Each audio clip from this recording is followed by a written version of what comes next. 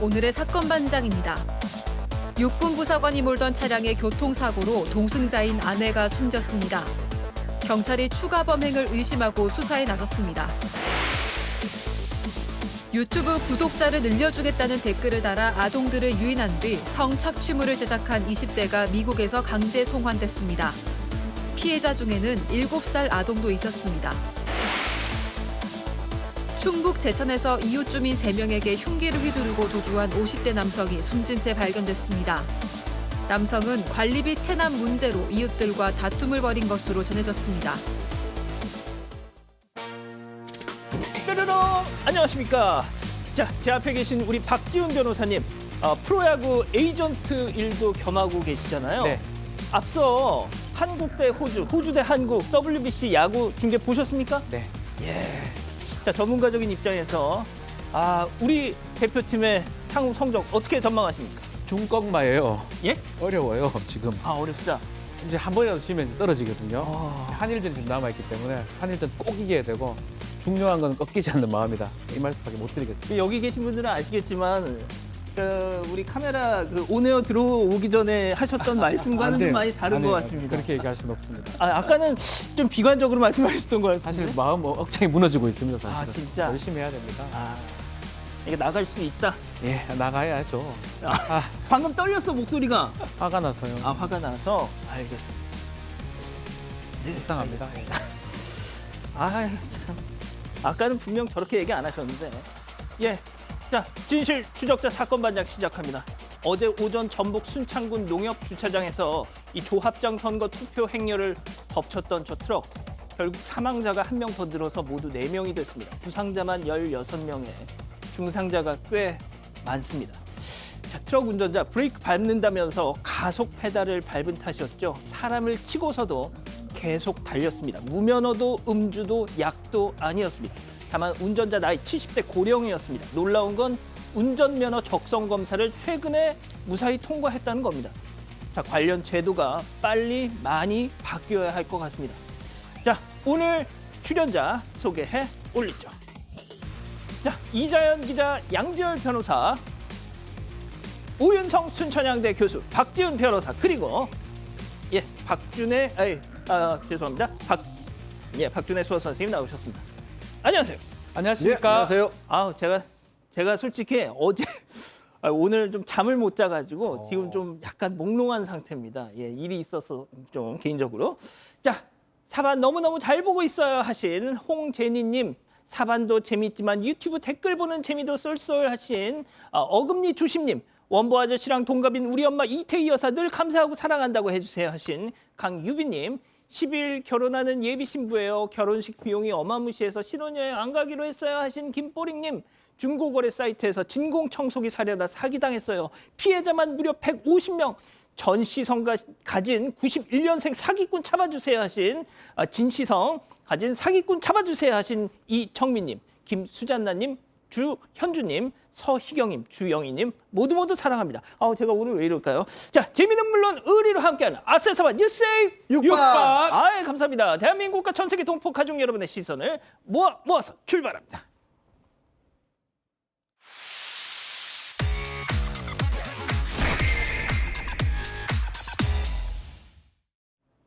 자, 첫 번째 뉴스 가보죠. 알바생 울린 눈속임입니다. 자, 편의점에서 일하는 사반 가족분께서 직접 제보해 주신 영상 함께 보시죠. 자, 저기 남성 손님 주목. 담배 한 갑만 하면서 10,000원을 저렇게 툭 올려놓죠. 바코드 찍으려고 하는 순간 라이터도 하면서 저렇게 눈을 한 순간 라이터 올려놓고 10,000원 슬쩍 자기 주머니 속으로. 자, 그러니까 직원은 잔돈까지 저렇게 내줍니다. 아까 그 10,000원 그 잔돈 줘요. 자, 저 손놈 공짜 담배와 라이터 그리고 잔돈까지 챙긴 겁니다. 자, 손은 눈보다 빠르다더니 이 기자 저거 한두 번 해본 솜씨가 아닙니다. 네, 저게 지난 5일 오후 2시 20분쯤인데요. 경기도 안산 단원구에 있는 한 편의점입니다. 그런데 당시 카운터에는 계산하기 위해서 손님이 10명 이상 줄을 서 있을 정도로 굉장히 바쁜 시간대였다고 합니다. 그런데 한 남성 손님이요, 담배 하나를 구매하려고 10,000원 한 장을 계산대 위에 딱 올려놓더니 이 직원이 돈을 가져가려고 할 때 그 10,000원 위에 라이터까지 올려둔 겁니다. 그러니까 라이터도 구매하려나 싶어서 이 직원이 바코드 찍기 위해서 포스기를 보던 찰나에 이 손님이 다시 낸 10,000원을 가져갔습니다. 그런데 이걸 알아채지 못한 직원은요, 받은 돈도 없는데 거스름돈만 거슬러 준 겁니다. 이 사실은 나중에 재고 관리를 하면서야 알려졌다고 합니다. 자, 교수님, 보통 우리도 그러지 않습니까? 생활 중에 내가 돈을 냈었나 하면서 착각하는 경우가 많잖아요.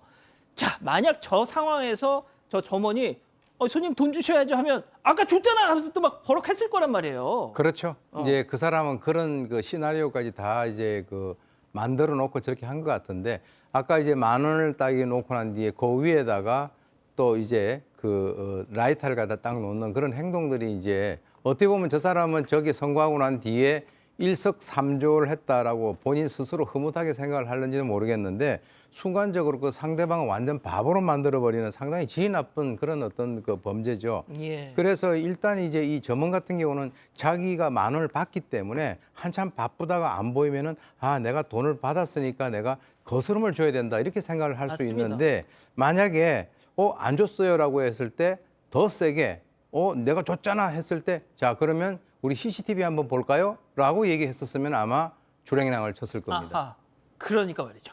자, 두 번째 뉴스 또 이어갑니다. 아내 폭행이 자작극.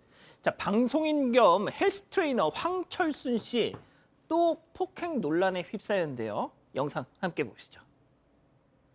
자, 다짜고짜 저렇게 오더니 아내 머리를 퍽. 바로 황철순 씨 뭐라 하더니 또 퍽. 또 톡.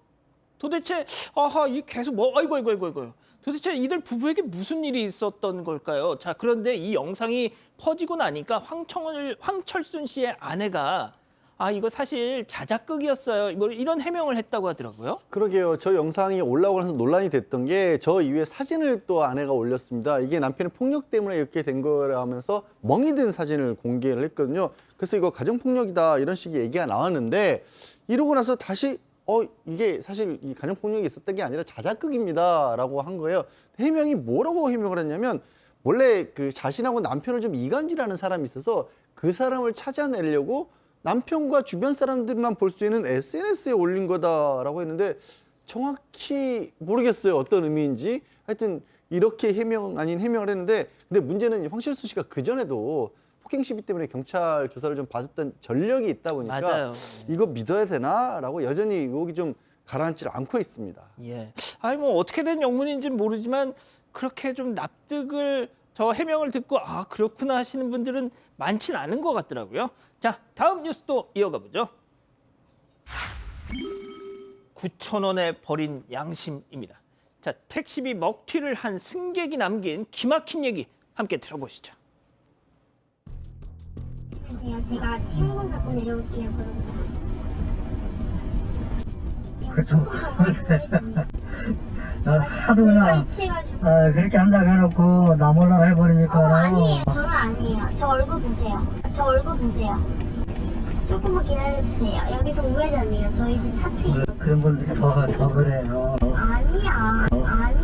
그래서 그런 거. 누가 그래요? 요즘 세상에. 갔다 올게요. 여기 계세요?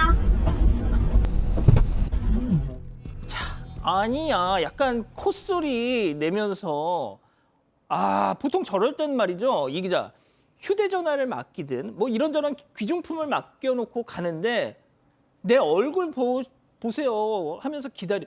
연예인이었어요? 글쎄요, 그런 것 같진 않습니다. 저게 지난 7일 서울 역삼동에서 발생한 택시비 먹튀 사건인데요. 새벽 2시쯤이었습니다. 이 택시기사가 강남 신사역 1번 출구 인근의 클럽에서 저 여성 승객을 태웠습니다. 그렇게 역삼동까지 이동해서 요금 9,000원이 나왔는데요. 이 승객이 계좌번호를 불러달라고 기사에게 요청했다고 합니다. 그래서 불러줬는데 이 승객이 이체가 안 된다면서 집 가서 현금을 가지고 오겠다 이렇게 요구를 한 겁니다. 그래서 기사님이 약간 이런 일이 좀 많아서 안 될 것 같다라고 좀 감이 난처한 오셨겠죠. 기색을 보였더니요. 이 승객이 들으셨다시피 제 얼굴 좀 보세요. 잠시만 기다려주세요라고 하면서 본인 집 4층이다 이렇게 방향까지 알려줬다는 겁니다. 하는 수 없이 택시 기사가 승객을 믿고 25분을 기다렸습니다. 하지만 승객은 돌아오지 않았습니다. 이 피해 택시 기사는요. 제보 영상 보내면서 이 요금이 많고 적고를 떠나서 믿어달라면서 얼굴까지 드러내놓고 이렇게 아무렇지도 않게 행동하는 게 무섭다고 심정을 밝혔습니다. 자, 이 제보를 해주신 택시 기사님은 물론이고 이 택시 운전하시는 다른 기사님들도 이런 일이 정말 부지기수라는 거 아니겠습니까? 자, 요금을 받아내 보겠다고 쫓아다녀 봐야 손해가 더 크니 에이 그냥 재수 온 붙었다 생각하자 그냥 이렇게 넘어가신단 말이죠. 바로 그걸 노리는 거죠. 그러니까 무임승차 같은 경우는 이제 경범죄 처벌법에 의해서 10만 원 이하 벌금 그리고 이것이 이제 상습적이거나 고의성이 있다라고 했을 때는 형법상의 사기죄에 해당이 돼가지고 10년 이하의 징역 그리고 2천만 원 이하의 벌금이 지금 현재 규정이 돼 있습니다만 문제는 그것은 법은 현재 그렇지만은 현실은 그렇지 않다는 거죠. 사실 저 사람을 찾아다니면서 시간을 갖다 허비하는 것 자체가 이 그 택시 기사분들에게는 더 어떻게 보면은 시간 낭비가 되기 때문에 아까 본인이 블랙박스에 대놓고 자기 얼굴 막 이렇게 그 했잖아요. 저렇게 예. 원한다면 한번 공개하는 것도 좋을 것 같은데요. 본인이 원했으니까. 네. 본인이 저도 뭐 원했잖아요. 마음은 제 굴뚝인데, 얼굴 예. 한번 보세요라고 이렇게 얘기했으니까 그래서 작은 속임수로 인생을 갖다가 얍삽하게 살려고 하는 사람들이 확실히 늘어난 것은 그거는 뭐 현실 같습니다. 그러니까 말이죠. 자, 다음 뉴스도 이어가 볼게요. 돈 주고 비계를 샀다입니다. 만약 인터넷에서 산 삼겹살의 상태가 이제부터 보실 사진 속 모습과 같다면 어떠실까요? 한번 보시죠. 자, 인터넷에서 주문한 삼겹살. 딱 봐도 기름 좔좔, 비계만 저렇게 한가득. 자, 리뷰를 봤더니 아니나 달라 보이는 부분만 좀 괜찮고 접힌 부분은 진짜 최악이에요. 자, 다른 사진도 봤더니 역시나 비계만 잔뜩.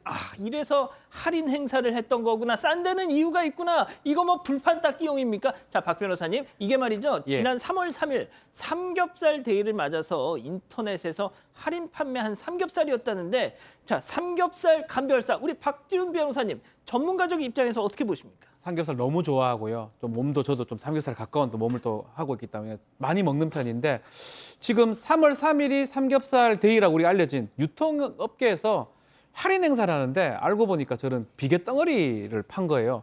적절한 비율은 살코기 기름이 한 1대1 아니면 살코기가 좀 더 많아요. 지금 보면 한 80%가 비계거든요. 저걸 어떻게 먹습니까? 그래서 환불 요청도 많이 들어오고 바꿔달라고 지금 요청이 들어오는 그런 상황입니다. 그렇군요. 알겠습니다. 자, 다음 뉴스도 이어가 보죠. 방 안에 쓰레기만 한가득입니다.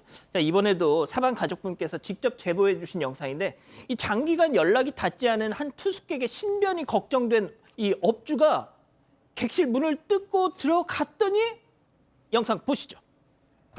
자, 경찰 그리고 구급대원과 객실 입장. 그런데 뜨악! 와우, 침대 위 산처럼 쌓인 레기레기 슈렉이. 자, 심지어 욕실 바닥에도 저렇게 쓰레기 한가득. 혹시 저 쓰레기 더미에 사람이 입주했던 사람이 파묻힌 건 아닐까? 쓰레기 더미를 저렇게 들춰 보는데 역시나 쓰레기만 있었습니다. 투숙객은 먹튀. 자, 그런데 저렇게 저 지경을 해놓고 간 투숙객 역시 또 뭐 숙박료를 냈겠습니까? 먹튀인 거죠. 근데 좀 예. 이게 더 먹튀보다 심각한 상황인 게 조금 전에 보셨지만 어떻게 된 거냐면 여기가 이제 강남에 있는 그 생활형 숙박시설입니다. 장기간 거주할 수 있는 지난해 11월에 30대 여성이 계약을 했다라고 해요. 근데 첫 달 월세만 내고 계속 월세를 내지 않았던 겁니다. 이제 어쩔 수 없이 이제 임대인 입장에서는 야, 이거 계약을 해지하겠다라고 나가달라고 하니까 2월에 나가겠다라고 했다라는 거예요. 근데 연락이 끊겼다라는 겁니다. 근데 주변 옆방에 사는 분들이 냄새가 자꾸 난다, 악취가 난다. 그러니까 이 집주인 임대인 입장에서는 혹시라도 무슨 일이 있을까 봐 걱정이 돼서 그럼요. 그러니까 신변이 걱정이 돼서 경찰분들과 같이 들어가 봤더니 저렇게 된 거예요. 변호사님, 보통 우리 사건 기사들 예. 악취가 난다 그러면 또 그런 게 있지 좀 않습니까? 불안하잖아요. 예. 들어갔는데 저게 지금 화면으로만 보이니까 보는 것만 해도 심란한데요. 저 상황에 한 수 더 떴습니다. 냉방은 강냉으로 틀어놓고요. 그다음에 온도 그 보일러는 또 높은 온도로 틀어놨답니다. 그러니까 차가운 공기 바닥은 뜨겁게 만들어서 이건 뭐 일부러 전기세 폭탄 난방비도 올랐잖아요. 그러니까요. 일부러 저렇게 해놓은 것 같아요. 세상에 진짜 이게 뭡니까? 박 변호사님, 네. 저기 말이죠. 만약에 정말 앞만 깨끗하게 치워도 냄새 한동안 안 빠질 겁니다. 저기 도배며 뭐며 싹 다 해야 돼요. 아니 그럼 사장님 방금 이 난방비 이 폭탄 이 손해는 어쩔 거야 이거. 자, 이게 뭐 법적으로 한번 따져보면 혹시나 형법으로 처벌할 수 있느냐, 뭐 손괴죄라든지 업무방해죄가 될 수 있느냐, 그 부분을 따져볼 수가 있는데 손괴죄 가능성이 뭐 전혀 없는 건 아닌데 손괴죄 재물 사용의 효용을 해치거나 뭐 숨기거나 이거 다 되거든요. 근데 보면 다른 거 부순 거보다는 저장 강박 비슷하게 많이 쌓아둔 모양새입니다.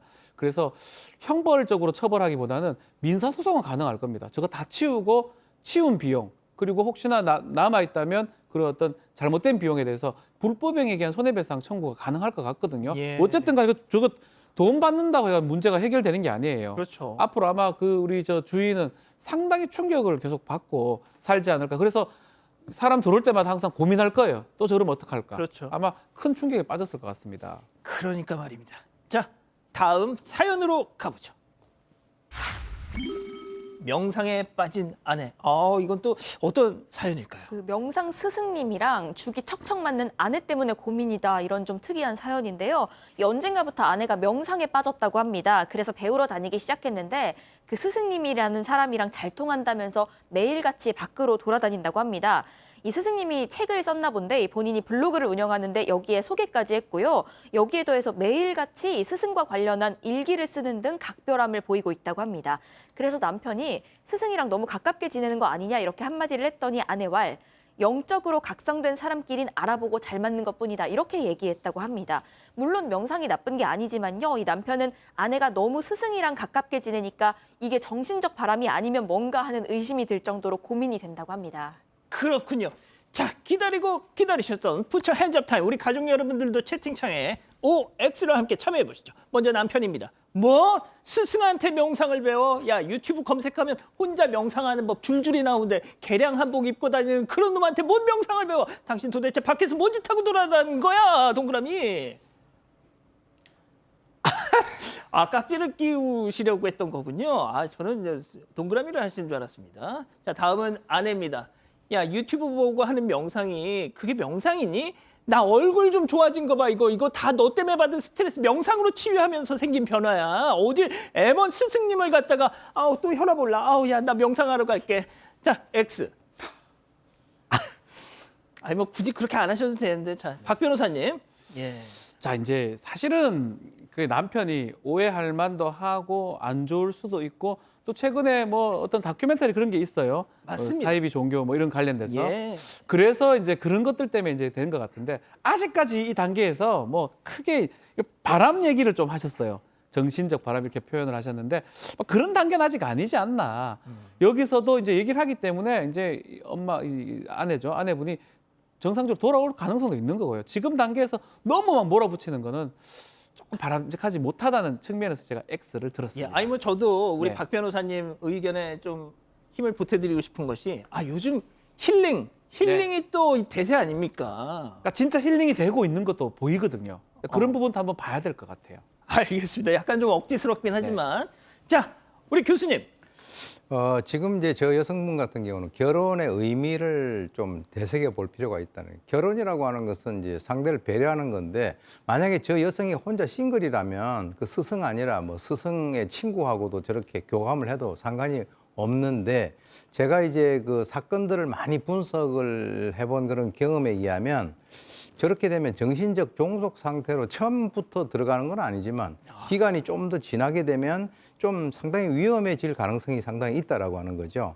그래서 뭐 만약에 결혼을 안 했으면 상관이 없는데 결혼을 하고 그럼 입장을 한번 바꿔놓고 해서 이 그 남편이 또 어디에 가가지고 뭐 운동 같은 걸 하는데 거기에는 코치가 여성인데 정말 정신적으로 교감이 통한다 그러면 이 아내 입장에서는 그게 기분이 좋을까요? 그래서 제가 볼 때는 이 과유불급, 그러니까 지나친 것은 모자람보다 못하다. 그래서 명상을 하는 것도 결국 가정생활을 유지를 하는 데 있어서 하나의 보조적인 것이 돼야지 그것으로 인해서 결혼 생활이라고 하는 것이 깨질 정도가 되면 안 된다. 지금은 괜찮은데요. 좀 더 시간이 더 지나고 좀 더 이제 정도가 심해지면 문제가 될 수 있는 가능성은 있다 이렇게 봅니다.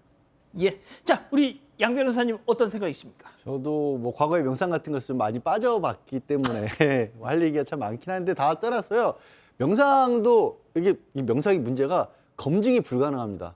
그렇잖아요. 정말로 어떤 일이 일어나고 있는지. 그래서 처음 배우게 되면 되게 신기한 것도 많고 혹할 수도 있고 막 그런데 그러다 보니까 그래도 가능한 검증이 이미 된 것들, 공인된 것들이 있어요. 문제가 예. 크게 없는 것들. 그렇죠. 그런 곳이라면 거기 스승님하고 매일 밖에 돌아다니는 일은 전 들어본 적이 없어요. 이건 좀 이상하잖아요. 예. 자, 우리 가족 여러분들도 지금 뭐 많은 주로 이제 X가 많은 것 같긴 해요. 네, 되게 많은 분들이 이거 동그라미. 가스라이팅가 많은 것 죄송합니다. 같습니다. 많은 분들이 지금 이거 약간 가스라이팅의 초입이 아닌가 하는 좀 의심들을 많이 해주시고 계신 것 같아요. 일단 현아님은 영적으로 눈 맞은 거 아니에요? 라고도 말씀을 하셨고요. 손희숙님, 바람은 아니어도 저거 나중에 사달랄 각이다라고도 말씀을 해주셨습니다. 하지만 강재구의 예술세계님은요, 확실한 증거도 없는데 바람이라고 하기엔 약간 애매하다는 생각도 드네요라고도 말씀해 주셨습니다. 그렇군요. 알겠습니다. 자, 정후 엄마 김연주 여사님 보고 계신가요? 저희한테 메일을 주셨는데 정말 이런 효부도 계시는구나 싶었습니다. 저는 정말 진짜 신랑보다 시어머니가 더 좋아요. 맨날 고부 갈등 갖고 니들 푸처 핸접하는데 너무 마음이 아픕니다. 제가 너무너무 사랑하는 광주 산수시장의 터줏대감 초원생선 김말리의 시어머님의 70번째 생신을 축하드려요 하셨네요. 내가 만약 30대라면 말이야, 여행도 다니고 건강도 챙기고, 근데 무엇보다 금융. 요즘 보험 좋잖아. 이젠 영모기지가 보험으로 된다며? 라이프를 나름답게 KB 라이프. 벌써 잠든 거야? 아니 앉아 멀쩡해. 거짓말. 좋은 잠을 초콜릿처럼 꺼내 먹어요. 에이스 침대.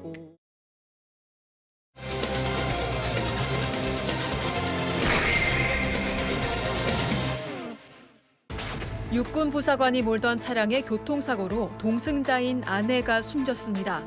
경찰이 추가 범행을 의심하고 수사에 나섰습니다. 사건의 전말을 파헤쳐봅니다.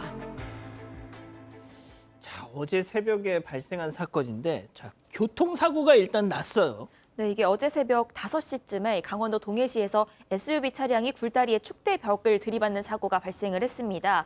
지금 사고 현장의 사진이 곧 나가고 있는데요. 보시다시피 사고 당시에 강한 충격으로 사실상 반파가 됐습니다. 차량 앞부분이 심하게 부서졌는데 이 차 안에는 부부가 타고 있었습니다. 운전자는 육군 모 부대 소속 부사관인 40대 남편이었습니다. 병원으로 옮겨져서 치료를 받고 있고요. 그보다 앞서서 이 조수석에 타고 있던 아내 역시도 인근 병원으로 이송이 됐는데 이 아내는 끝내 숨졌습니다.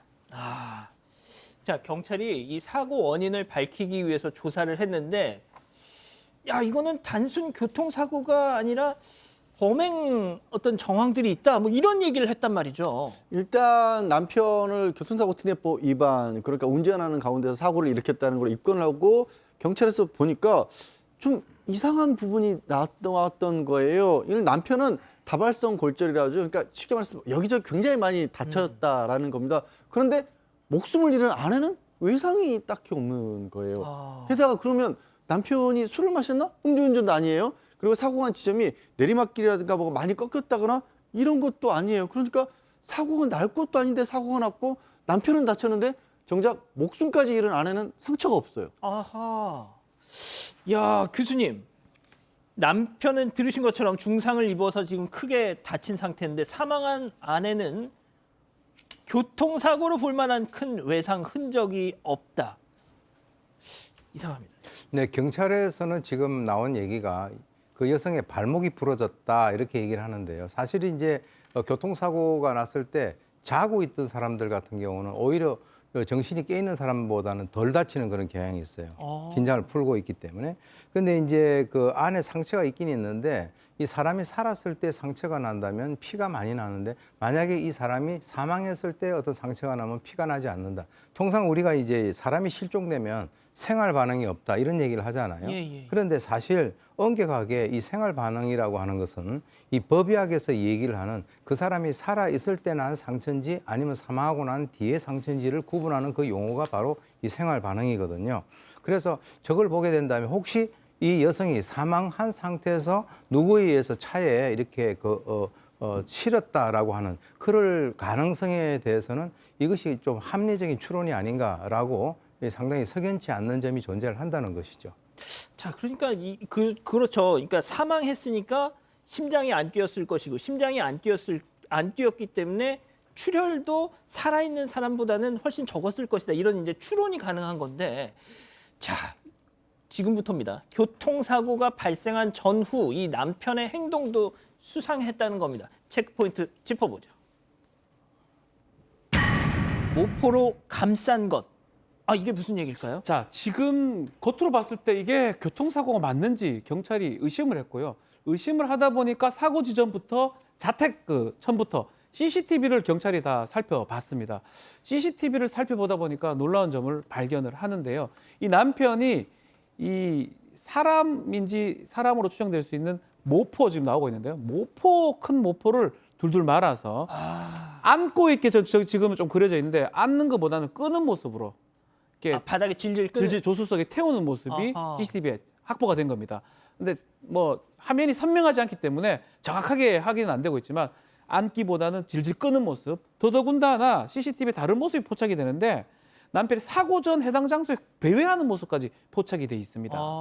그래서 이거는 사실은 다른 어떤 점의 사건이 아닌가 경찰이 의심하게 된 것입니다. 자, 교수님 이 정도까지 들었으면 그 모포 그 사파 다시 한 번만 좀 보여주시겠어요? 자, 남편은 이제 모포에 감싼 저 물체를 저희가 이제 경찰 취재를 통해서 들어보니 바닥으로 질질 이렇게 끌고 가다가 조수석에 저거를 실을 때 저렇게 들어가지고 차에다 집어넣었다는 건데, 자, 교수님 지금까지 한 얘기만 봐도 저 모포 속에 있던 게 무슨 짐 같은 게 아니라 아내일 가능성이 많은 거. 살아있는 사람을 저렇게 하지는 않을 거 아닙니까? 왜냐 그러면 이제 성인 남성이 그 어떤 물건을 이렇게 들어 올리지 못하고 땅바닥에 질질 끌고 갈 정도가 된다면 그 대강 무게를 갖다가 우리가 좀 추정을 해볼 수가 있지 않겠습니까? 그래서 이제 그것이 CCTV로 약간 흐리긴 하지만 광경이 포착이 됐다라고 하는 것은 굉장히 의미가 있는 것이고요. 그러나 이제 경찰 수사를 한 결과 이 아내가 사고 현장에서 발견될 당시에는 그 모포하고 같이 있었던 것은 아니었다라고 하고요. 그리고 이제 평범한 옷차림이었고 그 모포는 발견을 못했다. 지금 현재 경찰에서는 수사 중이기 때문에 좀 더 정확한 얘기를 갖다 해줄 수 없다라고 얘기를 하고 있지만 아까 말씀하신 대로 우리가 이제 합리적인 추론을 하게 된다면 저 모포에 감싼 것이 어떤 뭐 다른 그 박스라든가 이런 건 아니었을 거고 추정컨대 안에 있을 가능성이 상당히 높아 보인다라고 하는 것이 염려가 되는 점입니다. 자, 양 변호사님, 그러면은 이건 지금까지는 그냥 다 어떤 합리적인 의심입니다. 자, 살해를 먼저 한 다음에 조수석에서 저렇게 태워서 교통사고 팍 해서 그걸 위장해서, 자, 이런 어떤 의식의 흐름이 가능한데 말이죠. 그런 의심을 살 만한 상황인 건 분명하죠. 하지만 경찰 측에서는 공식적인 입장은 밝히지 않고 있습니다. 일단 부검은 확실하게 진행을 하겠다라고 했는데, 그래요. 우리가 뭐 범죄 의심을 가지고 의심할 만한 충분한 가능성이 있다고 봤지만 나중에 보면 그렇지 않을 경우도 있잖아요. 만약에 이게 범죄가 아니라면 지금 남편은 크게 다친 데다가 아내까지 이런 마당에 의심까지 받을 수 있는 상황이기 때문에 그렇죠. 철저하게 일단 가능성들을 면밀히 검토해 본 다음에, 지금 이제 남편 신병은 사실 이제 군인이니까 군에서 확보하고 있거든요. 예. 이 수사 결과에 따라 사건 발생에서 한 번쯤 더 다룰 수도 있겠다는 생각도 듭니다. 예. 자, 교수님, 이게 이제 그 캄보디아 만삭 아내 사망 사건, 그러니까 조수석에 있던 아내, 근데 교통사고로 그 기억하시죠? 네, 보험 많이 드러났던. 그게 보험금이었지 않습니까? 그러니까 만약에 저희가 뭐 확 언은 하지 않겠습니다만 만약에 이게 정말 이 남편의 어떤 뭔가 혐의가 있다면 보험금 이런 것도 좀 들여다봐야 되지 않을까요? 당연히 그거는 확인을 할 필요가 있습니다. 그래서 이제 아마 지금 뭐 이 사람들이 바깥에 따로 나와서 사는 것인지, 이 군인 같으면은 군인 관사 아파트에서 사는 것인지 그거는 이제 확인을 해봐야 되겠습니다만, 일단은 지금 이제 이 사람이 그 병원에 입원을 해 있기 때문에 군사 경찰에서는 이 사람이 또 다른 뭐 어떤 극단적인 선택이라든가 이런 걸 하지 않도록 감시하는 것이 상당히 중요하다라고 보고요. 이 사항이 발생되기 이전까지 이 두 부부 사이에 어떤 일이 있었는지, 이 두 부부 사이에 있어서의 채무 관계라든가 또는 부부 관계 또는 뭐 더 나아가서는 어떤 부정이라든가 또는 보험 관계, 이 다양한 측면에서 짚어볼 필요가 있는데요. 글쎄요, 굳이 아내를 갖다가 만약에 차에다 싣고 자기가 중상까지 입었다라고 하면 저것이 뭔가 좀 그 남들이 믿어주지 않을까라고 생각을 했었을 그럴 가능성도 있는데, 결국은 이 수사를 통해서 그 실체적인 진실이 발견되길 바랍니다. 예. 현재 남편은 병원에서 치료를 받고 있는 중이라 본격적인 조사는 진행되지 않고 있다고 합니다. 자, 첫 번째 사건 이렇게 정리하고요. 두 번째 사건 이어갑니다.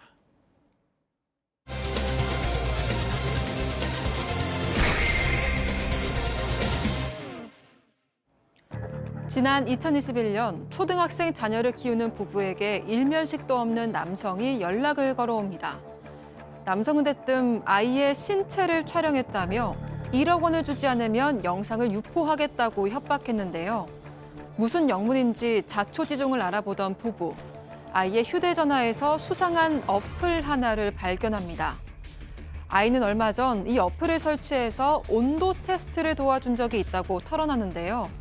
문제는 같은 수법으로 피해를 본 아동 대부분이 10대 초반이었다는 겁니다.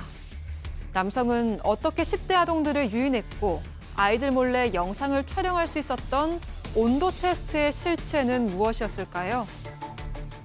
자, 10대 아동들 또 불법 성착취물. 네, 지난 2021년에요. 한 남성이 아이들을 꿰어서 신체를 촬영한 뒤에 그 부모들에게 연락을 취합니다. 이 영상 지워줄 테니까 1억 원을 달라. 그렇지 않으면 영상 유포하겠다. 이렇게 협박을 했습니다. 여기에 더해서 이 아이들에게는요, 직접 이 상품권 환전을 도와달라면서 이 부모 명의의 휴대전화로 소액 결제를 유도를 했습니다. 이런 방식으로 135만 원가량을 편취하기도 했습니다.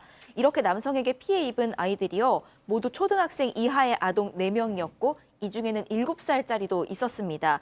결국 피해 아동의 부모가 2021년 7월에 경찰에 신고하면서 이 사건이 수면 위로 드러나게 됩니다. 자, 그러면 이 10대 아동들을 대체 어떻게 유인할 수 있었던 걸까? 자, 이번 사건 체크포인트 짚어보죠. 유튜버 되고 싶니? 자, 박 변호사님. 네. 그 요즘 아이들한테 장래 희망 물어보면 1위가 유튜버입니다. 맞습니다. 예? 유튜버 인기 좋죠. 뭐 명예도 얻을 수 있고 부도 얻을 수 있고 이렇게 하기 때문에 이 아이들이 유튜버 되고 싶어하는 사람들이 많고요. 그것을 이 남성이 이용을 했던 걸로 보입니다. 오픈 채팅방을 만들어서 뭐 그런 얘기예요. 유튜버 혹시 되고 싶냐? 내가 어느 정도의 구독자를 보유한 계정이 있는데 뭔가 이것을 도와주면 이 계정을 주겠다, 나눠주겠다라고 채팅방에 올리고요. 그것에 응한 사람한테 뭐를 시키냐 하면 이 계정을 받으려면 체온 측정 앱 테스트를 하고 있는데 요거를 만약에 도와주면 이 약속한 계정을 주겠다라고 하면서 그러면 이걸 측정하려면 어플을 설치를 해야 된다고 얘기를 하면서 이 남성이 아이들한테 어플 설치를 유도한 것입니다. 자, 그런데 저희가 처음에 말씀드린 게 이제 아이들의 어떤 신체 촬영이었던 거잖아요. 그럼 여기까지는 뭐 여기까지만 들어봐서는 그걸 잘 모르겠는데 말이죠. 지금 좀 전에 박 변호사가 체온을 측정할 수 있다는 어플을 깔라라고 아이들에게 시켰다라는 거 아니겠습니까? 이게 사실 체온을 측정하는 앱이 아니라 원격 제어 앱이었어요. 그러니까 이걸 설치를 하면 이 가해자가 이 아이들의 스마트폰을 자기 것이냐 마음대로 조작할 수 있게 그런 어플리케이션이었던 겁니다. 그래서 뭘 시키냐면 이게 체온 측정 앱이라는 걸 왜 하필이면 그렇게 얘기를 했을까? 뭐냐면 체온을 측정하려면 옷을 벗어야 돼. 그리고 스마트폰을 바닥에 내려놓은 뒤에 1분 정도 가만히 서 있어. 그러면 아이는 설마 저 아이의 스마트폰 카메라를 통해서 이 남자는 들여다보고 있었던 거예요. 그리고 촬영까지 한 건데 그 영문도 모른 채 체온을 측정하나 보다 하고 옷을 벗은 채 그 스마트폰 있는 데서 서 있었던 거예요. 교수님, 진짜 이제 저희가 오늘 이 사건을 소개해드리는 이유 중에 하나가 이 자녀들 이런 부분에 대해서는 그 어른들의 교육 지도가 필요합니다. 아, 그럼요. 예. 지금 이걸 아마 처음 보시고 아마 젊은 그 부부들 중에서 어린아이가 우리 애는 뭐 나이가 이렇게 어리니까 괜찮겠지라고 하는 그런 분들에게 일종의 어떤 그 워닝을 갖다 드리는 그런 상황인데요. 이게 한 15년, 20년 전만 하더라도 이런 것이 불가능했어요. 왜 그러냐면 초등학생들이 휴대폰을 가지지 않고 있었거든요. 근데 지금은 초등학생들 다 휴대폰 가지고 있어요. 그렇죠. 그래서 이제 바로 이 범인 같은 경우는 아이들에게 접근하기가 훨씬 쉽고 또 뭐 앱을 깔고 또 아까 유튜브라고 하는 그런 여러 가지 어떤 유인 요인이 있고 이런 것들이 이제 같이 그 결합이 된 그런 상태인데 글쎄요, 이제 소아성애자의 어떤 그럴 가능성도 우리가 배제를 할 수가 없고요. 또 이를 이용을 해서 이것을 유포하겠다. 그래서 그 부모를 대상으로 해서 돈을 1억을 요구를 했다라고 하는 그런 측면. 그래서 또 추가적으로 불법 사이트 어떤 소아 성착취물을 만들어 가지고 이 사람이 또 다른 어떤 그 범죄를 저질렀을 그럴 가능성 등 여러 가지 어떤 가능성을 놓고 수사를 해야 될 거로 봅니다. 자, 그런데 이 남성 신고가 된 시점이 2년 전이었다는데 검거까지 시간이 꽤나 오래 걸렸어요. 네, 왜냐하면 잡고 보니까요, 이 남성의 정체가 20대 대학생이었습니다. 그런데 신원을 경찰이 확인을 해보니까 이 남성이 본인 가족들이랑 같이 지난 2018년부터 미국에서 살고 있었던 겁니다. 아하. 이 때문에 미국 현지 경찰이랑 공조 수사부터 벌여야 했습니다. 그래서 일단 미 당국이 남성의 자택을 압수수색을 하고 체포를 하고 이민국에 구금까지 했습니다. 그래서 한국 경찰은요, 이 스마트폰이랑 노트북 같은 압수물을 일단 국제 우편으로 배송을 받았습니다. 그리고 미국 측에 이 남성의 국내 송환을 요구했고요. 이런 과정을 거쳐서 2월 말에야 이 국내로 송환이 돼서 현재 검찰에 구속 송치된 상태라고 합니다. 지금 공항으로 끌려 들어오는 장면이 나가고 있는데, 자, 양 변호사님, 이게 일단 뭐 본인은 혐의를 부인하고 있답니다. 자, 그런데 이 관련 기사에 달린 대부분의 댓글 그리고 또 이 채팅창에서 우리 가족 여러분들 공의하시는 말씀이 그냥 미국에서 처벌받게 할 걸 뭐하러 데려왔냐. 왜냐? 아시죠, 이유를? 네, 그렇죠. 하지만 이제 그나마 N번방 그 사건 이후로 우리도 아동 성착취물에 대해서 굉장히 엄격하게 처벌을 하고 있습니다. 사실 이 N번방 주범들 같은 경우는 뭐 일반적인 어떤 강력 사건보다 훨씬 무겁게 처벌도 받았지 않습니까? 게다가 이런 성착취물 제작 같은 경우에는요, 이 범인들 입장에서는 굉장히 범인들에게는 불리한 것이 디지털 증거가 글자 그대로 고스란히 다 남아 있어요. 본인 휴대폰, 노트북 다 압수돼서 송환이 됐기 때문에 그렇기 때문에 걱정하시는 만큼의 가벼운 처벌은 없을 거라고 저는 충분히 기대합니다. 자, 박 변호사님, 그럼 우리 양 변호사님 설명을 들으셨음에도 불구하고 네. 그래도 그냥 미국에 줘라. 그렇죠. 왜냐하면 그래도 미국이 셉니다. 미국은 병과형이에요. 뭐 심한 사람은 만년형 받은 사람도 있어요. 몇천년형. 특히나 아동에 대해서 아동의 범죄는 아주 강하게 하나하나 다 더하기 합니다. 우리는 이제 병합을 하지 않고 큰 범죄에서 가중하는 시스템이라면 미국은 계속 병합하는 그런 주가 많기 때문에 만약에 미국에서 재판받는다 그러면 뭐 몇백 년 될 가능성도 있는 거거든요. 그런 것들을 알기 때문에 한국으로 좀 들어온 게 아니냐. 그래서 많은 분들이 비판을 하고 있는 그런 상황입니다.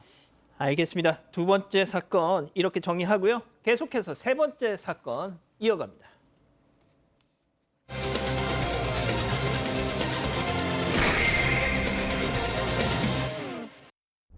충북 제천에서 이웃 주민 3명에게 흉기를 휘두르고 도주한 50대 남성이 숨진 채 발견됐습니다. 남성은 관리비 체납 문제로 이웃들과 다툼을 벌인 것으로 전해졌습니다. 어떻게 된 일인지 알아봅니다. 자, 이거는 정말 이 범행 당시 상황이 고스란히 다 촬영이 돼가지고 이 기자가 그 영상을 보면서 좀 설명을 해주시죠. 네, 그 다세대 주택에 달려있던 CCTV에 그 상황이 고스란히 다 잡혔습니다. 흉기난동 당시의 상황이 나가고 있는데요. 저 빨간색 원 남성을 좀 집중해서 봐주시면 되겠습니다. 말다툼이 벌어진 건지 한 주민이 이제 빨간 원 남성이랑 다른 남성을 좀 말려보는 그런 모습입니다. 상황이 정리되나 싶더니요, 갑자기 이 앞에 남성의 얼굴을 때립니다. 그리고는 주머니에서 흉기를 꺼내 들어서요, 마구 휘두르는 모습입니다. 이 과정에서 주민 4명이 흉기에 찔려서 다쳤습니다. 이곳이 1층 주차장인데요. 이 남성은 여기서 범행을 벌인 뒤에 자전거를 타고 그대로 도주했습니다. 아니 어떤 상황이에요, 박 변호사님? 자, 지금 저 상황이 좀 순식간에 지금 벌어진 건데 사실은 여러 가지 갈등이 쌓였던 것 같습니다. 이 남성, 흉기 든 남성이 7년 전에 여기에 입주를 했고요.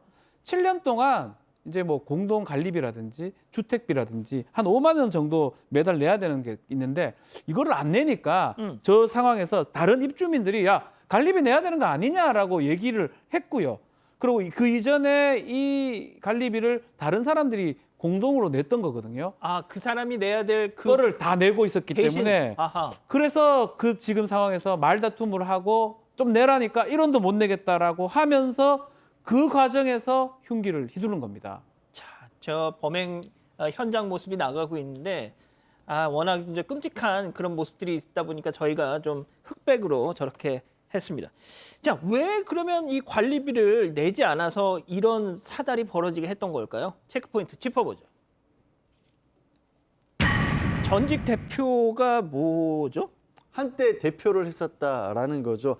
그러니까 한 7년 전에 입주자 대표를 맡았답니다. 그리고 입주자 대표를 맡는 동안에는 주민들이 이 관리비를 면제를 해줬다고 하는데 문제는 연임에 실패를 했다라는 거예요. 그러니까 더 이상 대표가 아니니까 관리비 이제 내셔야죠. 근데 내가 왜 연임에 실패한 거야? 그러면서 이웃 주민들을 탓하면서 관리비도 내지 않았다고 합니다. 교수님, 이게 무슨 상황인지 저는 도통 이게 네, 지금 이제 이 사람에게 있어서는 적어도 이제 이 대표 연임 실패라고 하는 것은 엄청난 좌절일 것으로 그렇게 이제 생각이 듭니다. 왜냐하면 입주자 대표는 관리비를 갖다 내지 않는다라고 하는 그 특권이 있는데 이 연임이 되지 않음으로써 그 특권을 포기를 해야 되는 그런 상황이 된 거죠. 그래서 자기를 거부했던 그 입주민들에 대해서는 내가 할 수 있는 한 최대한 그 해코지를 하겠다라고 하는 그런 소극적 방법이 그 바로 관리비를 갖다가 내지 않는 건데 그것이 뭐 한두 달 된 것이 아니라 엄청나게 오래돼 가지고요. 이 사람이 수백만 원이 쌓였다는 거예요. 근데 이제 최근에 여기 그 입주민들이 무슨 공사를 하는데 한 2천만 원 정도가 소요되는데 수백만 원을 안 낸 그 전임 그 대표를 불러 가지고 뭔가 내라고 얘기를 갖다 할 수밖에 없는 그런 상황에서 이제 갈등이 점점 이제 깊어져 갔는데요. 그래서 이 가해 남성이 건물 위쪽에 사는데 이 주민들은 승강기를 멈추는 걸로 불이익을 주려고 했었다. 아하. 그러니까 이제 거기에서 또 뭔가 이 사람은 또 다른 해코지를 할 그럴 어떤 그 포인트를 잡은 거죠.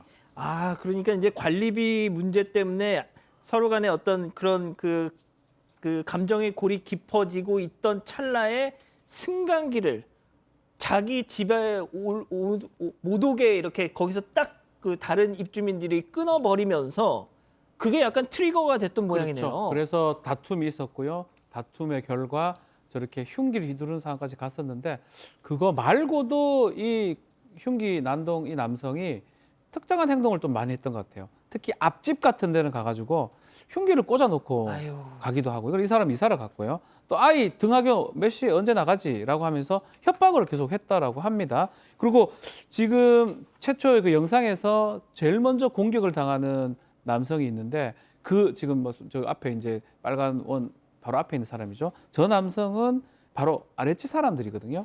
그래서 결국은 이 근처에 가깝게 사는 또 그리고 특정 세대 사람들하고 더 갈등이 좀 있었던 걸로 보이는 겁니다. 자, 교수님께 제가 잠시 후에 여쭤볼게요. 이 기자. 근데 이 남성이 저 흉기 난동을 벌이고 나서 자전거를 타고 현장을 빠져나갔다고 그랬잖아요. 네, 일단 저 상황까지는요. 입주민들이 남성한테 한 차례 항의를 하고 내려가서 주차장에 모여서 저 남성 대체 어떻게 해야 되겠냐라면서 서로 이제 논의를 하고 있었던 그런 상황이라고 합니다. 그때 흉기를 들고 나타난 거였고요.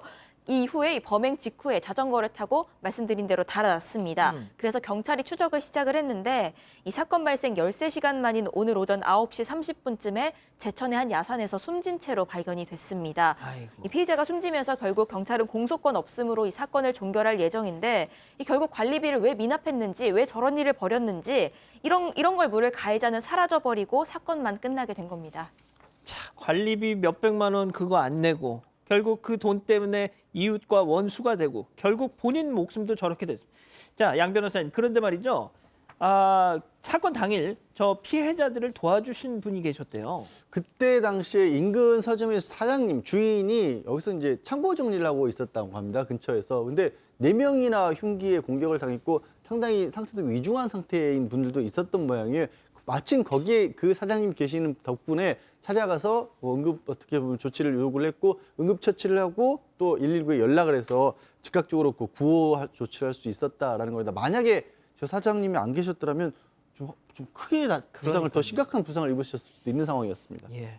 자, 교수님, 저는 이제 이 사람이 단순히 어떤 돈, 뭐 관리비 몇 푼, 뭐 이런 게 아니라 그 완장에 대한 어떤 정말 깊은 뭐 이런 게 있었는데 이게 떨어져 나가자마자 뭔가 와르르 좀 무너져서 이랬던 게 아닌가 싶은 생각도 들어요. 뭐 그렇게 추정을 할 수밖에 없습니다. 왜 그러냐면 이 빌라 입주민들에게 저렇게 뭐 칼도 꽂고 공포의 대상으로 이제 등극을 하게 된 것은 이 가까운 그래도 이 대화가 통하는 주민이 한 명 있었다 그래요. 그래서 그 사람이 바로 저 사람에게 관리비를 왜 안 내냐 이렇게 얘기를 하니까 쭈삣쭈삣하면서 얘기를 갖다가 안 했다는데 제가 그 답을 갖다 말씀을 드리겠습니다. 몰라서 물어?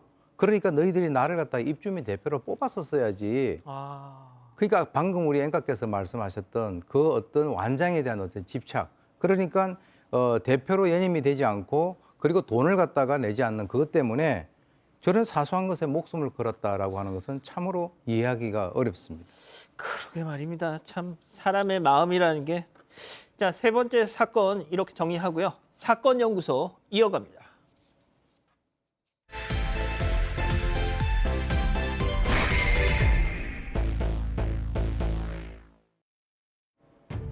비가 억수같이 내리던 여름의 새벽. 한 택시기사가 용변이 급한지 인천의 고가도로 아래 잠시 차를 세웁니다. 그런데 길가 수풀 쪽에 어렴풋하게 보이는 물체. 설마 아니겠지 싶었지만 가까이 다가가 보니까요. 쓰러져 있는 사람이었습니다.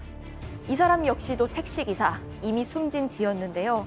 이 범인들이 버리고 간 듯한 피해자의 택시가 발견이 됐지만 수사는 기약도 없이 길어져만 갔습니다. 그렇게 16년이 흐르고 지난 1월 마침내 그날의 범인이 붙잡히게 됐습니다. 오늘 사건 연구소는 16년 만에 드러난 택시기사 살해범을 파헤쳐봅니다.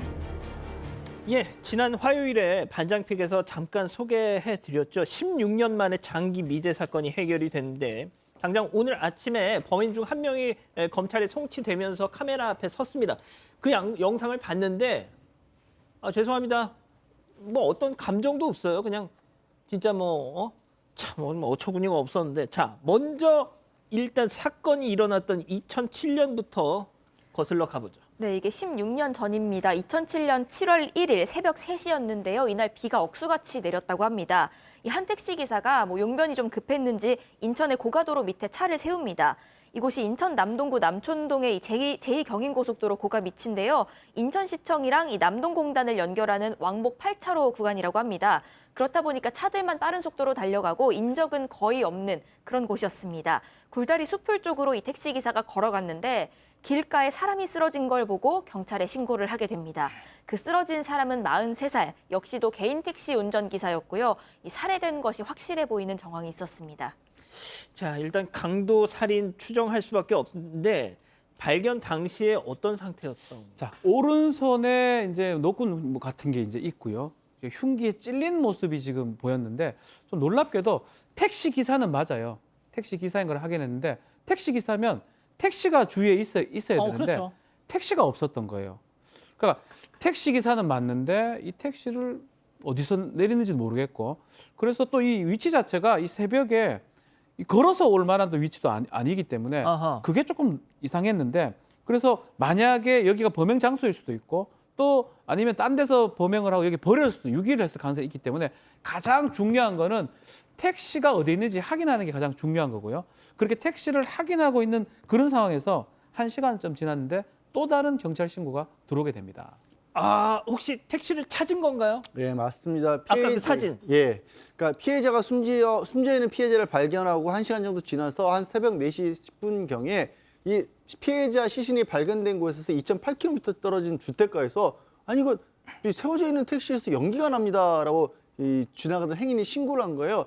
택시는 세워져 있는데 경적이 울리고 전조등이 깜빡이고 있고 뒷좌석은 연기가 나니까 수상하지 않습니까? 예. 가서 보니까 택시가 맞고요. 피해자의 택시가 이 외관은 보시는 것처럼 멀쩡했었는데 뒷좌석이 모두 탔던 그런 상황이었습니다. 아, 자 그러면 정리를 하면 기사를 살해하고 고속도로 뭐 걸어서 갈 수 있는 곳이 아니잖아요. 고속도로 고가 밑에다가 유기를 하고 차는 저렇게 멀찍이 떨어진 곳에다가 세워놓은 다음에 불을 지르고.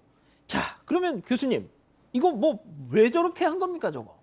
경찰은 이제 수사를 하면서 결론적으로 전형적인 택시 강도 살인이라고 이제 결론을 내렸습니다. 그 이유는 이 버려진 택시하고 또 이제 피해자 소지품을 보니까 이 택시 기사의 그 어떤 신분증, 현금이 들어있는 그 지갑이 없어졌어요. 거기에다가 택시 안에 동전 하나 남기지 않고 다 가져갔다라고 하는 것은 이건 아주 전형적인 그 강도의 행각인데, 다만 이제 눈에 띄지 않는 운전석 그 문 쪽에 있는 거기에는 1,000원짜리 뭉칫돈은 그대로 놔뒀는데 아마 이제 급하니까 그것을 발견을 하지 못한 것 같아요. 아하. 따라서 경찰은 승객을 가장한 강도에게 이분이 당한 것으로 그렇게 판단하는데, 택시 타고 오다가 택시기사를 살해하고 고가도로 밑에 시신을 유기하고 차량은 골목길에 버리고, 그런데 아까도 나왔습니다만 이들이 뺏은 돈이 현금 6만 원이거든요. 결과적으로 6만 원 가져가려고 한 사람의 생명을 앗아갔다는 것이니까 정말 허탈한 그런 사건입니다. 양 변호사님, 요즘 뭐 택시 기사들 뭐 저희가 이런 뭐 블랙박스 영상 많이 보여드리지만 기사님들 상대로 폭행은 할지언정 요즘에는 다 카드로 그냥 계산을 하니까 현금 안 가지고 다니시잖아요. 네. 그러니까 저런 범죄는 요즘에는 없는데 요즘 좀 드물죠. 저 때는 다 이게 진짜 현금을 많이 갖고 계셨잖아요. 사실 과거에는 택시 강도가 흔했던 이유가 말씀하신 것처럼 현금도 많이 있었고 심야에 외진 곳으로 이 택시가 갈 경우에는 택시 기사분 입장에서는 가져가는데 손님이 가져가는데 안 갈 수도 없는데 그렇죠. 가끔 이렇게 변을 당하는 경우가 실제로 있었거든요. 그래서 그때 그렇다 하더라도 사람의 목숨을 빼앗는 일까지 흔하지는 않았기 때문에 경찰에서도 32명의 형사로 전담반을 꾸려서 수사에 착수를 했습니다.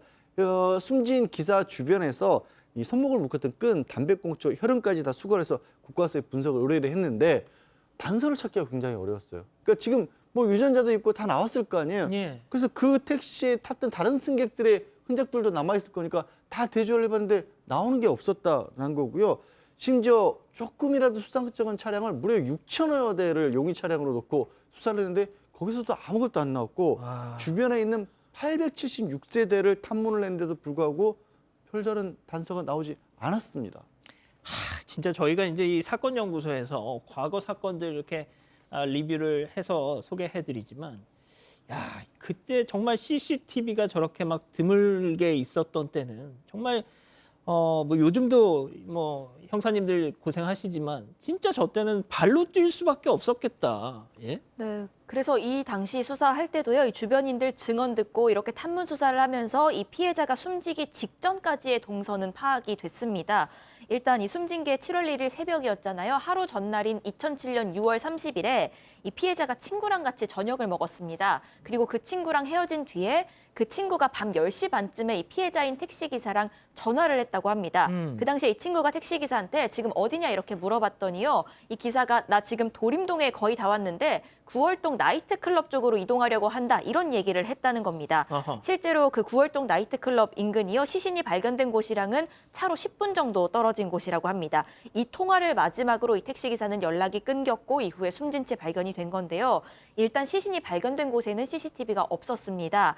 하지만 지금 CCTV 화면이 하나 나오고 있는데 이곳은 택시를 버린 곳입니다. 예. 여기에서 이 불 지르고 미리 준비한 차량 타고 도주하고 그런 모습까지는 잡혔습니다. 하지만 도주 경로까지는 파악이 안 됐던 겁니다. 2인조였군요. 맞습니다. 지금이야 택시마다 블랙박스도 있고 또 CCTV도 곳곳에 설치가 돼 있지만요. 당시만 해도 그렇지가 않아서 그렇죠. 당시에는 성과가 없이 수사가 끝나면서 이 사건은 그렇게 미제로 남게 됐습니다. 야, 저렇게 도주하는 저 영상을 보면 정말 재빠르게 도망을 가는데, 자, 영상을 보니 일단 2명.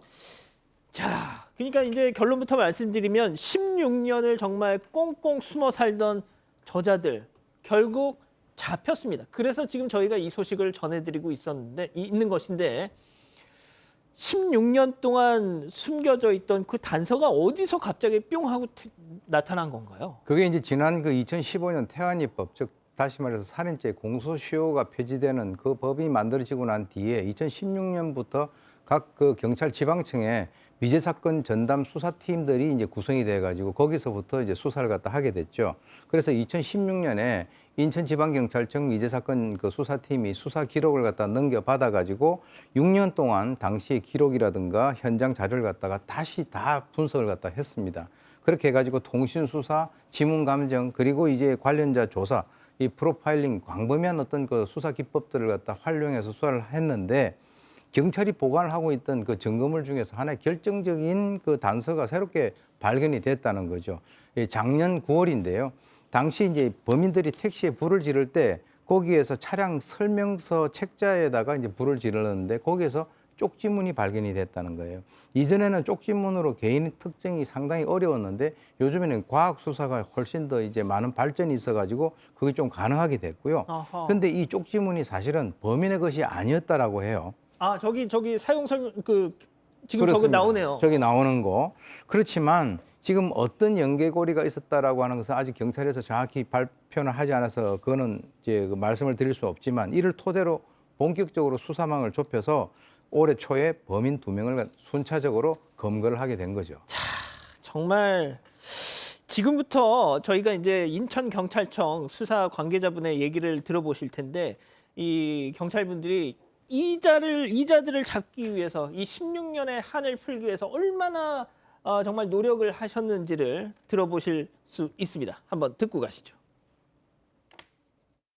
처음에 이제 92,000여 대를 수를 했고요, 자료를. 그러고 그중에서 이제 계속 압축을 해서 한 990여 대를 압축을 했고, 기법이라는 이제 뭐 시약이 자꾸 개발이 되잖아요, 발전하고. 그러면서 저희가 계속해서 그 감정을 올렸는데, 나중에서야 이제 그게 나온 거예요. 이제 과거에 안 나왔더라도 이제 뭐 그런 게 발전하면서 이제 나올 수도 있고 하기 때문에 우리가 증거물은 다 계속 보관하고 있죠.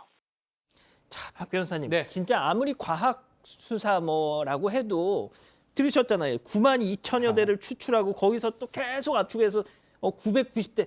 결국은 또 이렇게 노력을 해야 돼요. 그렇죠. 사실은 제가 이제 아는 형사나 이런 하는 분들 얘기를 들어보면 정말 밤새도록 맨날 며칠 그 기약 없는 싸움을 한다는 거예요.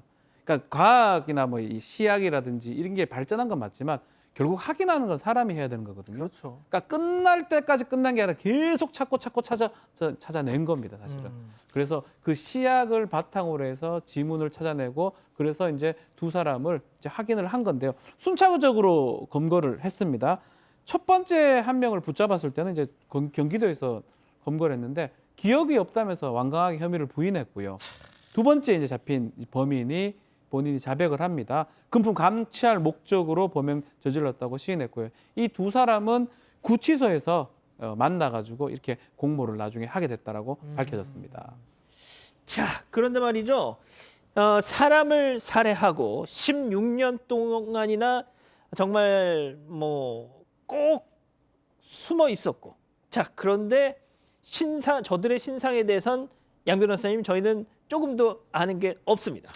그리고 앞으로도 알기가 어려울 것 같습니다. 어제 두 번째로 잡힌 범인에 대한 신상공개 심의위원회가 열렸거든요. 자, 피해자 방어권 보장의 필요성이 있다라는 이유로 공개를 안 하기로 그렇게 결정을 했고요. 이 사실 둘이었잖아요. 한 사람은 이미 1월에 잡혀서 구속 기소가 됐습니다.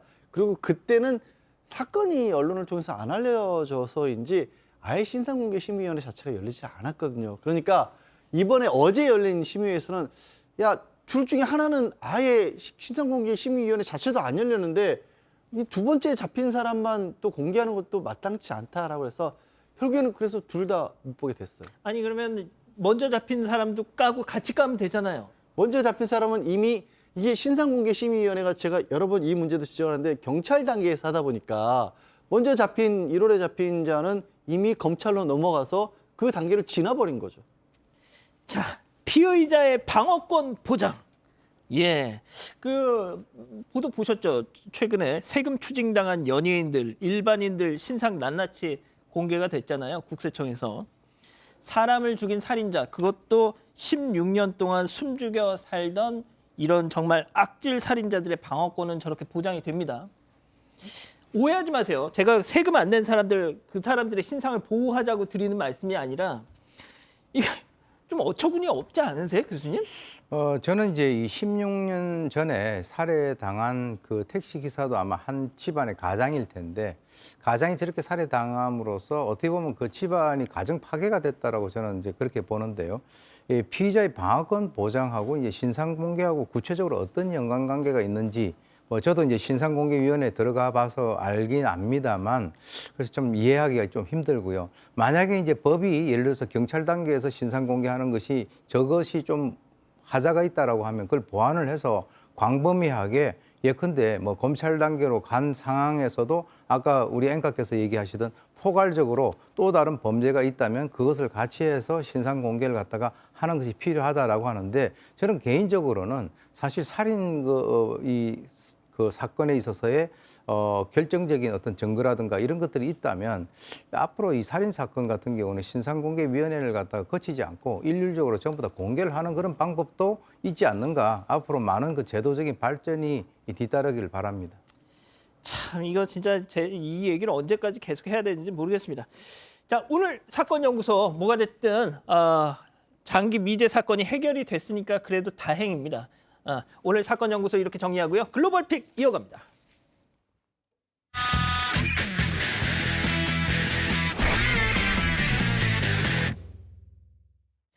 자, 오늘 첫 번째 픽 중국으로 가보시죠.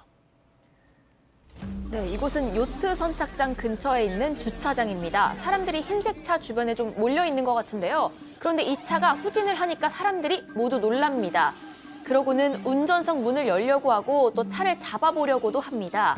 그런데도 이 차는 그대로 뒤로 넘어가고 맙니다. 그런데 그 뒤가요, 바로 바다였습니다.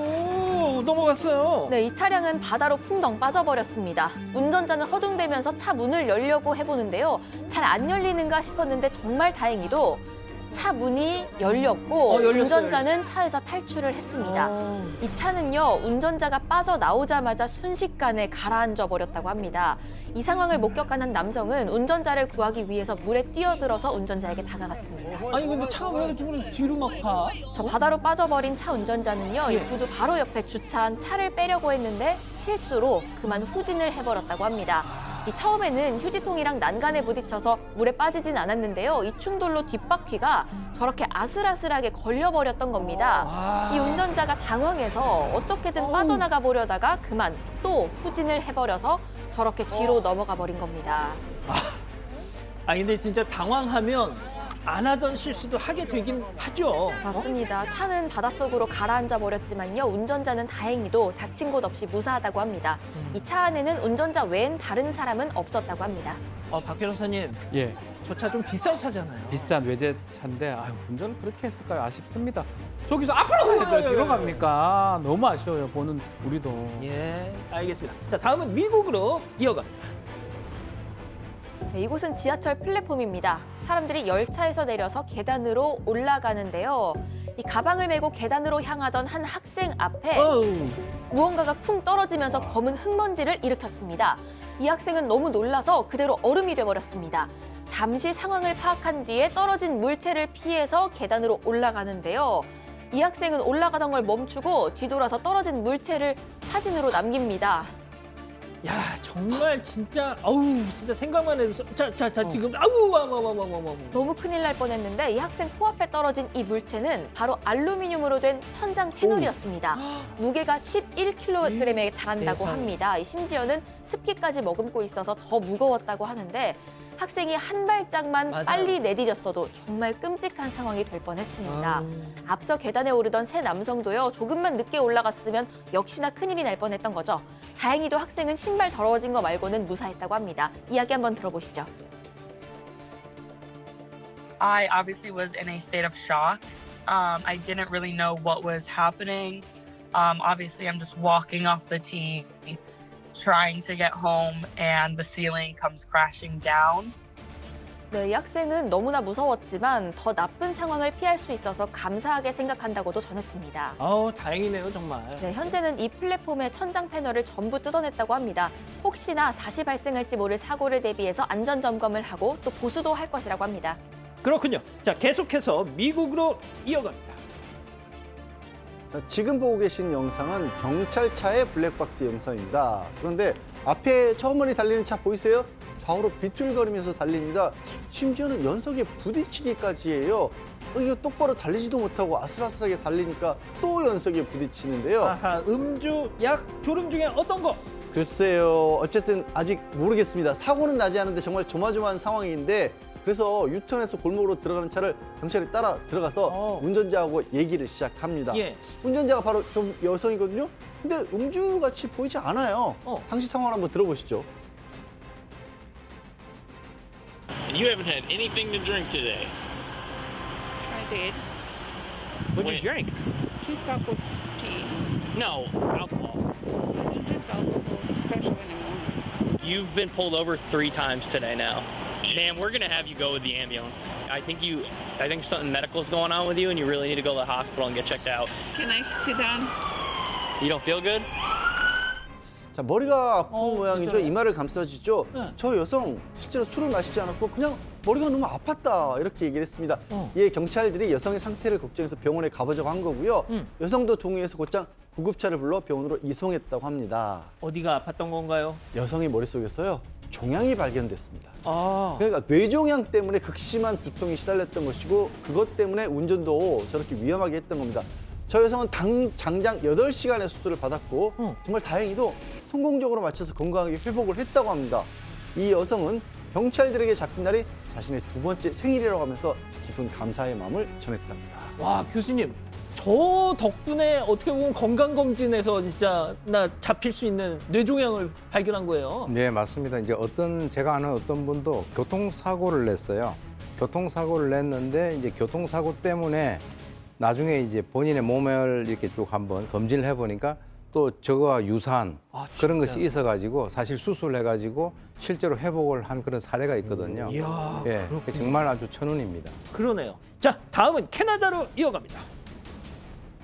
아우, 귀여운 이 두 아이 이제 막 돌을 맞이한 쌍둥이입니다. 아하. 정말 이쁠 때죠. 아이 부모님들도 아이들을 안고 미소를 잃지 않는 모습인데요.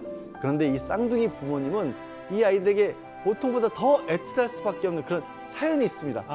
이 쌍둥이 친구들 엄마 품에 들어선 지 22주 만에 세상 밖으로 나왔다고 합니다. 아이고야. 보통 10달을 보내고 나오잖아요. 예. 좀 보이세요? 이 친구들은 150일 만에 누나는 330g, 남동생은 420g의 무게로 태어났다고 합니다. 아, 칠삭동이도 아니고 그보다 더. 예, 22주니까 세계에서 가장 일찍 태어난, 세계에서 가장 가벼운 신생아로 기록된 이 친구들 어른의 손이 커 보일 정도로 보이세요? 저 손 두 손 안에? 세상에. 네, 저런 작디 작은 몸으로 태어난 겁니다.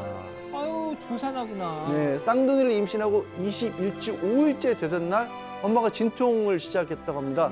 산부인과 의사들은 지금 태어나면 아이들의 생존 확률 제로, 0%라고 했답니다. 부모님들은 좌절했겠죠.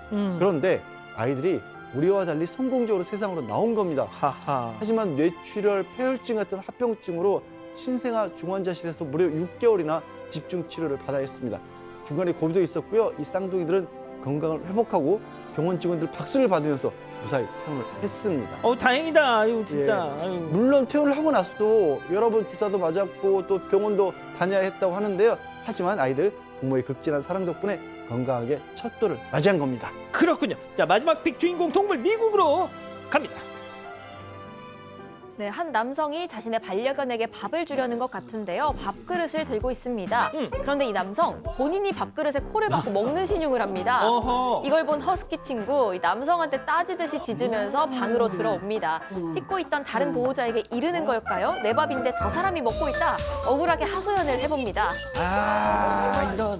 근데 남성이 내 거야 이렇게 우기니까 아예 남성을 외면한 채로 뭔가 궁시렁거리기도 합니다. 허스키 친구는 지금 이 남성의 말이 당최 이해가 되질 않겠죠. 자꾸 밥을 본인 거라고 우기니까 얼마나 답답하겠습니까. 이번엔 구슬프게 울기까지 하네요. 그냥 빨리 줘 그냥. 이 남성은 뒤늦게서야 이 장난이라고 하면서 반려견을 안아주는데요. 이 먹는 걸로 장난치면 화가 나죠. 등 돌리고 앉아서 남성을 쳐다보지도 않습니다. 이 강아지는 SNS에서 600만 팔로워를 가진 유명 인사라고 합니다. 진짜요? 보호자들의 말을 다 알아듣는 건지 하나하나 대꾸하면서 아주 수다쟁이가 따로 없다고 합니다. 그렇군요. 자, 박 변호사님 네. 한번 예, 알겠습니다. 예, 잠시 방송 흐름이 고르지 못했고요.